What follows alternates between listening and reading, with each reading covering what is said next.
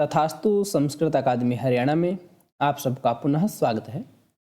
हमने कारक प्रकरण के अभ्यास की एक प्लेलिस्ट को प्रारंभ किया था। उसमें से हमने प्रथमा और द्वितीय विभक्ति को अच्छी प्रकार से देख लिया है। सामान्य जो सूत्र हैं, सूत्र के कौन कौन से उदाहरण हैं, सूत्रों का सामान्य अर्थ, इस तरीके से हमने प्रथमा और द्वितीय विभक्ति को कर लिया है। अब तृतीय विभक्ति प्रारंभ होती है और कर्ण कारक। तो चलिए हम इसको प्रारंभ करते हैं। पहला सूत्र लिखा है साधकतमं कर्ण। साधकतमं कर्णम क्या होता है? क्रिया सिद्धो प्रकृष्टोपकारकम कर्ण संयम स्यात्। क्रिया की सिद्धि में जो सबसे महत्वपूर्ण जो कारक होता है उसको कर्ण कहा जाता है। जैसे मैं लिख रहा हूं, मैं या अहम लिखा में, मैं लिख रहा हूं, ये लिखने वाली क्रिया किसके द्वारा संपादित होगी? तो लेखनी के द्वारा। तो ये लेखनी क्या है? कर्ण है, जिसके द्वारा क्रिया की सिद्धि में, लिखने की क्रिया बिना लेखनी के हो ही नहीं सकती।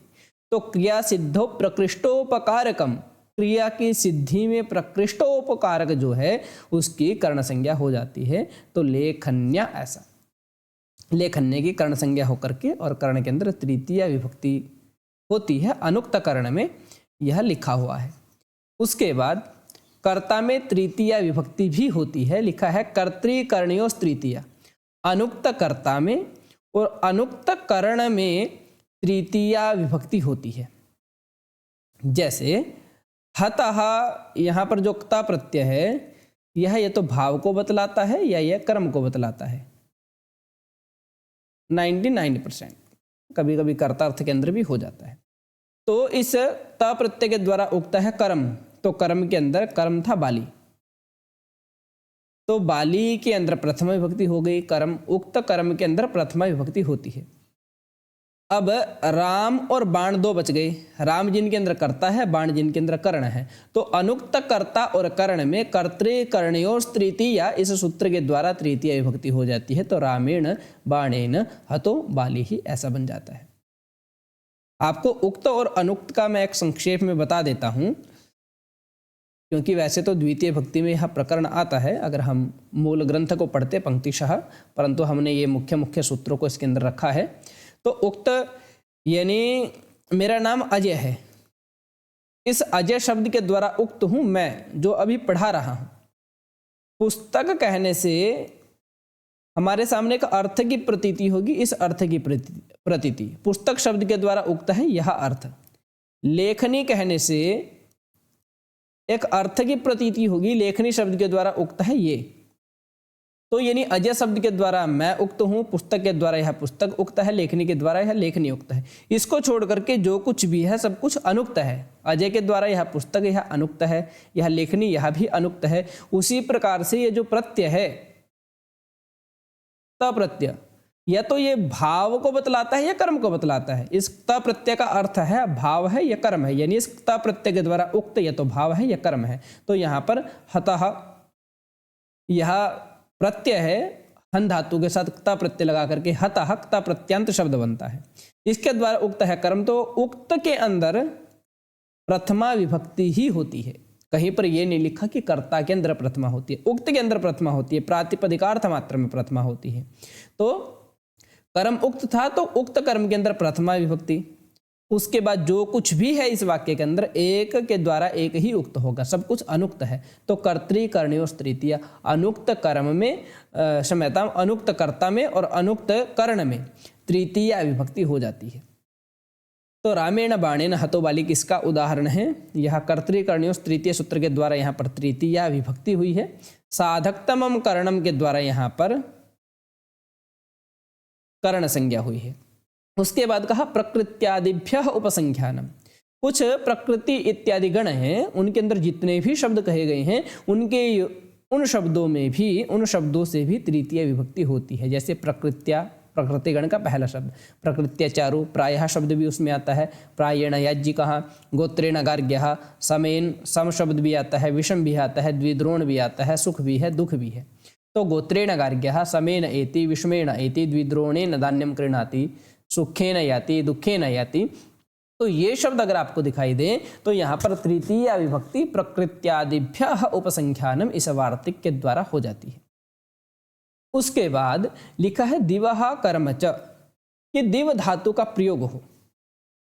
दिव धातु के प्रयोग में कर्ण में जो कर्ण है उस कर्ण की कर्म संज्ञा भी हो जाती है। जैसे दिव्यति, जुआ खेलता है, तो इस जुआ खेलने में दिवः साधकतमम कारकम, दिव धातु का जो साधकतमम कारक जो है, कर्ण जो है, अक्षय ही दिव्यति, पासों के द्वारा खेलता है। इस दिव्य रूपी दिव्यति इस क्रिया को करने के लिए पासों की आवश्यकता है, तो अक्षय ही दिव्यति, तो जो साधकतमम जो कारक है उस कारक की कर्म च, कर्म संज्ञा भी हो जाती है।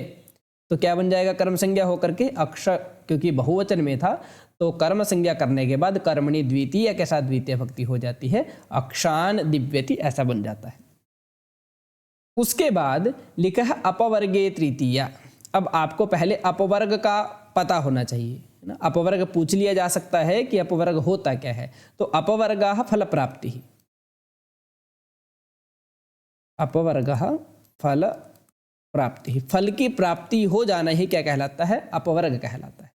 इससे पहले आपने एक सूत्र को पढ़ा था, काला ध्वनोर अत्यंत संयोगी, अष्टाध्यायी में सूत्र के तुरंत बाद ही अपवर्गीय सूत्र आता है। वो क्या कहता था कि कालवाची या अध्वनवाची जो शब्द है उनका अत्यंत संयोग होने पर द्वितीय विभक्ति हो जाती है। तो अपवर्गीय तृतीय ने क्या कहा कि अगर फल की प्राप्ति भी हो रही है और कालवाची और मार्गवाची जो शब्द है वहां पर तृतीय विभक्ति हो जाती है। अपवर्गीय तृतीय, फल की प्राप्ति अगर हो रही है, जैसे अहन्ना अनुवाकः अधीतः, एक दिन में अनुवाक को पढ़ लिया। अब यहां पर एक दिन में उसकी फल की प्राप्ति भी हो रही है। उस फल की प्राप्ति क्या है, अनुवाक को पढ़ना। तो अहन्ना अनुवाकः अधीतः या दिनेन अनुवाकः अधीतः, तो यहां पर तृतीय विभक्ति हो जाएगी अहन्य शब्द में।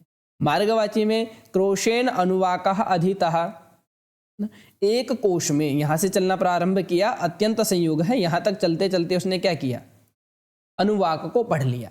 तो अगर फल की प्राप्ति हो रही है तब तृतीय होती है, और फल की प्राप्ति नहीं हो रही, आपने कहा अनुक्रोशम अधीतः, कि क्रोश तक पढ़ा और फल की प्राप्ति नहीं हुई, तो तब यहां पर द्वितीय हो जाएगी, क्रोशम अधीतः।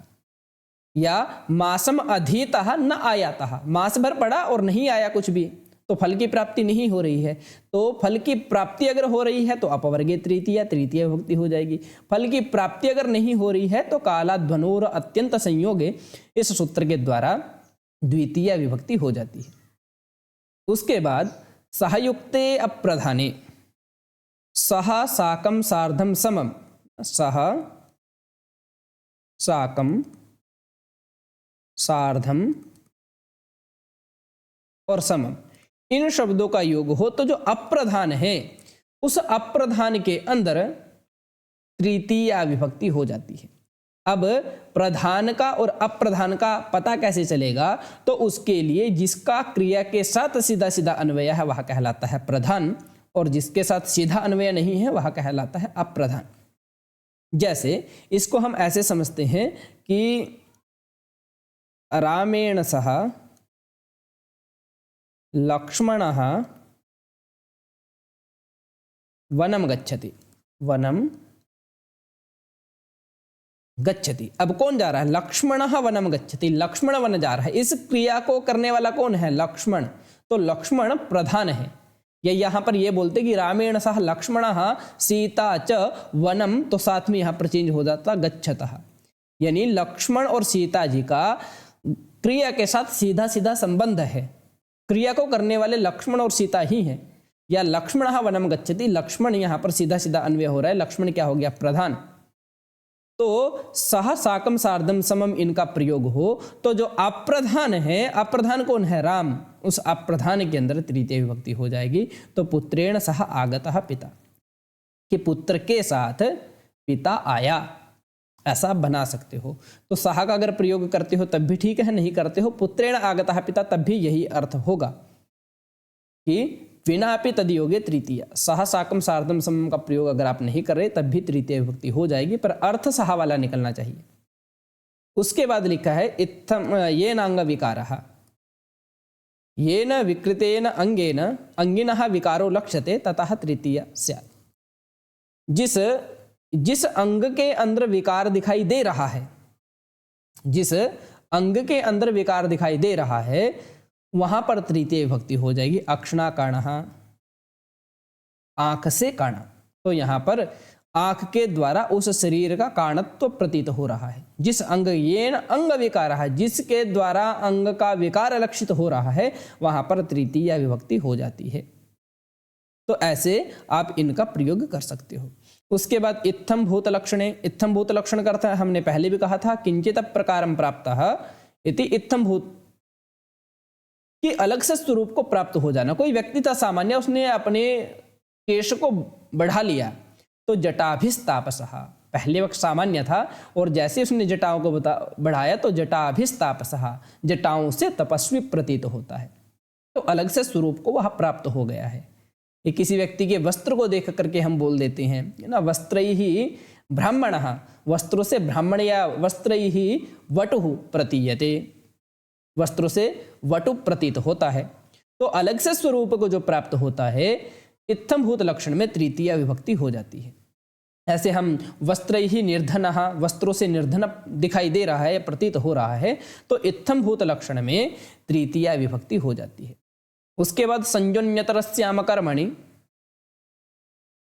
कि सम उपसर्ग पूर्वक ज्ञा धातु का प्रयोग हो, संजानीते, तो अन्यतरस्याम विकल्प से कर्मणि तृतीया स्यात्, विकल्प से कर्म में तृतीया विभक्ति हो जाती है। जैसे पितरम संजानीते, पिता को जानता है, तो यहाँ पर संजानीते का प्रयोग है सम उपसर्ग पूर्वक ज्ञा धातु, तो कर्मणि कर्म में विकल्प से तृतीय हो जाती है। तृतीय करोगे तो पितरा संजानीते यह भी बन जाएगा और पितरम संजानीते यह भी बन जाएगा। संजोन्यतरस्याम कर्मणि का उदाहरण हो गया पितरा पितरम व संजानीते। आप संज्ञा को देख करके, यहाँ से संज्ञा को देख करके इसका अनुमान लगा सकते हो। उसके बाद लिखा हेतु, हेतु हेत्वर्थे तृतीय स्यात्, हेतु शब्द के योग में नहीं कह रहा है, हेत्वर्थे, हेतु अर्थ अगर प्रतीत हो रहा हो तो तब भी तृतीय विभक्ति हो जाती है। तो तृतीय विभक्ति में पहला उदाहरण दिया दंडेन घटः, द्रव्य के प्रति हेतु। वस्तुतः हेतु क्या होता है, द्रव्यादि साधारणम निर्व्यापार साधारणम च हेतुत्वम, द्रव्य गुण और क्रिया का जो जनक होता है, चाहे वह व्यापार वाला हो चाहे वह व्यापार वाला ना हो, वह हेतु कहलाता है। द्रव्यादि साधारणम निर्व्यापार साधारणम च हेतुत्वम। और अब कर्ण के अंदर क्या अंतर होगा, हेतु और कर्ण में क्या अंतर है, तो क्रिया मात्र विषयम व्यापार नियतम च, जो क्रिया मात्र का जो जनक है और व्यापार वाला है वह कर्ण कहलाता है। तो यहाँ पर हमारे पास एक द्रव्य है घट, इस घट को उत्पन्न करने वाला कौन है, द्रव्यादि साधारणम निर्व्यापार साधारणम च दंड, तो दंडेन घटः यहाँ पर हेतु है।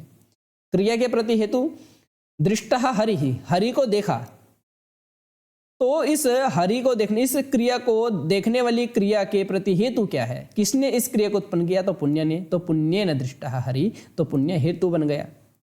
और फल भी यहाँ पर हेतु कहा गया है, फलम अपि इह हेतु, तो उसके लिए अध्ययनेन वसति, अध्ययन के लिए वसता है, अध्ययन उसका फल है, तो अध्ययनेन वसति, ऐसा इसका उदाहरण बन जाएगा।